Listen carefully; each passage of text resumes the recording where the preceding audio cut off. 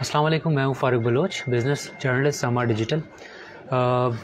Cardano ADA जो ADA basically token है Cardano blockchain का, और वो अपने ऑल टाइम हाई पे ट्रेंड कर रहा है। और यूँ कह लीजिए कि जुम्मे को जब हम लोग अपने ऑफिस से फ़ारिग होकर वापस घर गए होंगे सोने के लिए, उस वक्त अगर हमने 1 लाख रुपए इन्वेस्ट किए होते इसमें, तो मंडे को यानी आज सुबह जब हम ऑफिस आए वापस और हम अपना पीसी ऑन करके देखते तो उसकी प्राइस 20% क्योंकि सिर्फ अगस्त 20 को 20% ऊपर चली गई। तो अभी अगर हम उसको बेचते तो 1 लाख के ऊपर 1 लाख के ऊपर 20,000 से भी ज़्यादा का प्रॉफिट हो जाता। कार्डानो की जो क्रिप्टो करेंसी जो टोकन है एडीए, उसने दोबारा से एक बार अपनी तीसरी पोजीशन को हासिल कर लिया, यानी कि अब ये 3rd लार्जेस्ट क्रिप्टो करेंसी बन गई है। बाइनेंस कॉइन को इसने ओवरटेक कर लिया है और अब अपने जो प्रीवियस ऑल टाइम हाई था जो $2.3 था, जो उसने मई के मिड में हासिल किया था, उसको इसने ब्रीच किया था फ्राइडे को 20 अगस्त को, और अभी तो आई थिंक 2.6 से भी ऊपर चल रहा है। और इसकी जो मार्केट कैप है दोबारा से वो $90 अरब को तजावुज़ कर गई है, जिसकी वजह से ये 3rd लार्जेस्ट क्रिप्टो करेंसी बन चुकी है। अच्छा, ये ऊपर क्यों जा रहा है, ये लेटेस्ट रैली जो है इसको कौन ड्राइव कर रहा है, इस पर बात करते हैं। ये क्विक अपडेट थी, एक हमने स्टोरी तो फाइल कर दी है, तो बस कुछ लोग पढ़ते नहीं है, देखना पसंद करते हैं, तो सोचा उनके लिए ये वीडियो कर देते हैं। बेसिकली ये जो अभी रैली चल रही है ये जुम्मे को एकदम से ऊपर गया है, लेकिन इससे पहले 10 अगस्त को जो इसके फाउंडर हैं, जिनको इथेरियम का को क्रिएटर भी कहा जाता है, इस नाम से भी जाना जाता है, चार्ल्स साहब को, तो उन्होंने बेसिकली अनाउंस किया था, हिंट दिया था कि इसकी जो अपग्रेड आने वाली है कार्डानो की, वो सितंबर में इनका जो कार्डानो समिट है उससे पहले आ जाएगी। उसके बाद से इसकी प्राइस में स्पाइक आया और ये ऊपर जाना शुरू हो गई। और बेसिकली ये जो अपग्रेड है ये अलाउ करेगी कार्डानो ब्लॉकचेन को कि अब ये जो NFT वर्ल्ड है या डिसेंट्रलाइज फाइनेंस है उसके लिए ओपन हो जाएगा, और इसमें जो है नए यूज़ केसेस आ जाएंगे, और जो भी एक डिफरेंट एप्लीकेशंस हो सकती हैं ऑटोमेटेड ट्रांजैक्शन सिस्टम्स की, वो सारी की सारी इस पर इनेबल हो जाएंगी। मतलब आप आसान अल्फाज में कह लें कि स्मार्ट कॉन्ट्रैक्ट्स जो हैं वो इनेबल हो जाएंगे, जो अब तक फंक्शन इसके अंदर नहीं था। अच्छा, स्मार्ट कॉन्ट्रैक्ट्स बेसिकली एक टेक्नोलॉजी होती है, ये कह लें कि ये सेल्फ एग्जीक्यूटेड या ख़ुदकार किस्म के कंप्यूटर जनरेटेड ट्रांजैक्शंस होती हैं, जिसमें जो इंटरमीडिएट होती है, बीच का मिडल मैन होता है, उसकी ज़रूरत नहीं होती। कोई लीगल एंटिटी, कोई फाइनेंशियल एंटिटी नहीं, दो लोगों के दरमियान कॉन्ट्रैक्ट होगा, बीच में किसी लीगल या फाइनेंशियल एंटिटी को आने की ज़रूरत नहीं है, वो आपस में हो सकता है। सिर्फ कोड्स के अंदर ही सारी टर्म्स और कंडीशंस लिखी हुई होती हैं, और ये प्री डिटर्मिन्ड कंडीशंस जो हैं जब ये मीट होती हैं तो ट्रांजैक्शन एग्जीक्यूट हो जाती है, कंप्यूटर्स खुद इसको एग्जीक्यूट कर लेते हैं। और ये इस वक्त बेसिकली ऐसी टेक्नोलॉजी है जो फाइनेंस का फ्यूचर जो है उसको शेप अप कर रही है, इसलिए लोग इस पर बहुत सारे बुलिश भी हैं। इस पर आप ये कह लें कि जो स्मार्ट कॉन्ट्रैक्ट है इसके ज़रिए ये इनेबल कर देगा कार्डानो की ब्लॉकचेन को कि वो इस पे NFT जैसे प्लेटफॉर्म्स हो गए, गेम्स हो गए, एक्सचेंजेस हो गई, इनके ऊपर जो स्मार्ट कॉन्ट्रैक्ट्स हैं बेसिकली उनको रन कर सकेगा। और इसमें और क्या चीज़ें हो सकती हैं, इसके ज़रिए आप फ़ंड्स ट्रांसफ़र कर सकते हैं और रिक्रिएट कर सकते हैं, जैसे इंटरेस्ट बेस्ड इंस्ट्रूमेंट्स हैं।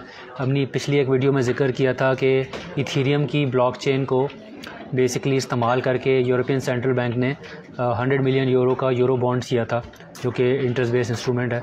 और यही डिसेंट्रलाइज फाइनेंस है, क्योंकि पब्लिक लेजर होता है डिसेंट्रलाइज, हर कोई देख सकता है, ट्रांजैक्शंस वेरीफाई हो सकती हैं, ये इरिवर्सिबल होती है, नहीं आप ट्रैक तो कर सकते हैं, रिवर्स नहीं हो सकती, और सारी पार्टीज़ जो इसको देखती हैं तो उसमें चीटिंग के चांसेस कम है, टाइम बचता है, कॉस्ट बचती है, डबल स्पेंड नहीं होता। तो ये बड़ी ज़बरदस्त टेक्नोलॉजी है। तो ये अब इसके अंदर मिसिंग था कार्डानो के अंदर अभी तक, तो ये अब इसके अंदर ये चीज़ ये फंक्शन इनेबल हो जाएगा। अच्छा, इसमें अगर ये जो प्राइस इसकी वजह से क्यों ऊपर जा रही है, इसको समझने के लिए हमें ये जानना पड़ेगा कि इथेरियम ने कैसे फ़ायदा उठाया था इसी फंक्शन की वजह से, स्मार्ट कॉन्ट्रैक्ट्स की वजह से। इथेरियम को बेसिकली बहुत फ़ायदा हुआ था, क्योंकि जो डिसेंट्रलाइज फाइनेंस, यानी जो आप कह लें कि ऐसी फाइनेंस की शक्ल जो जिसको हम कह रहे हैं कि फ्यूचर होगा फाइनेंस का, जिसमें कोई बैंक या कोई गवर्नमेंट या लीगल एंटिटी नहीं इन्वॉल्व होगी, सिर्फ ऑटोमेटेड या कंप्यूटर एग्जीक्यूटेड ट्रांजैक्शंस होंगी, उससे इथेरियम ने बड़ा फ़ायदा उठाया। उसकी ब्लॉकचेन पे ये स्मार्ट कॉन्ट्रैक्ट्स इनेबल्ड हैं, और उसी के ज़रिए NFTs की एक पूरी बड़ी मार्केट क्रिएट कर दी। बहुत सारे यूज़ केसेस हैं, नई नई क्रिएटिव इंडस्ट्रीज़ क्रिएट हो रही हैं। यूरो बॉन्ड की मैंने एग्जांपल दी। तो इथेरियम ने इससे बड़ा फ़ायदा उठाया, उसकी प्राइस बहुत ऊपर गई। तो ये चीज़ इथेरियम क्योंकि बहुत पहले आया था, इसकी वजह से उसने इसका फ़ायदा उठा लिया। कार्डानो 2017 में शायद लॉन्च हुआ था। तो जो इथेरियम के क्लोजेस्ट राइवल हैं, यानी इथेरियम ही की तरह की ब्लॉकचेन्स हैं, वो बेसिकली कोशिश ये कर रही थी किसी तरह इथेरियम को ये बीट कर सकें। इसमें कार्डानो है और एक पोल्का डॉट की भी एग्जांपल देता हूँ। ये लोग कोशिश कर रहे थे कि ये स्मार्ट कॉन्ट्रैक्ट्स लेकर आएँ अपनी ब्लॉकचेन पे, और उसके बाद ये भी ओपन हो जाए NFTs के लिए, डिसेंट्रलाइज फाइनेंस के लिए। और जब ये चीज़ अब ज़ाहिर है इसकी अनाउंसमेंट कर दी इसके फाउंडर ने, ये अपग्रेड होने की वजह से, और ज़ाहिर है अपग्रेड होने का लोग इंतज़ार नहीं करते, लोग एडवांस में उसके ऊपर बैट करना शुरू कर देते हैं, इन्वेस्टमेंट करना शुरू कर देते हैं, क्योंकि वो कहते हैं ना by the rumour and sell the news. तो लोगों ने जो ये मार्केट में खबरें आ रही थी कि अब उसकी अपग्रेड आने वाली है, उस पर बाइंग शुरू कर दी। सेल द न्यूज़ वाला पॉइंट आई डोंट नो कि वो अभी आया या सितंबर का वेट करेंगे लोग, लेकिन ये काफ़ी ऊपर जा चुका है। और अब इसने जो मई के मिडल में जो एक बॉटम हिट किया था, लोएस्ट पॉइंट हिट किया था $1 का, उसके मुकाबले में 140% रिटर्न दे चुका है अब तक। और ये बड़ा अच्छा रिटर्न है। मैंने नहीं ख्याल कि हमारी स्टॉक एक्सचेंज में या किसी और इंस्ट्रूमेंट में इतना रिटर्न आया होगा इस कम टाइम में। तो ये चीज़ हुई है, ये मेजर डेवलपमेंट थी जिसको ड्राइव कर रही थी।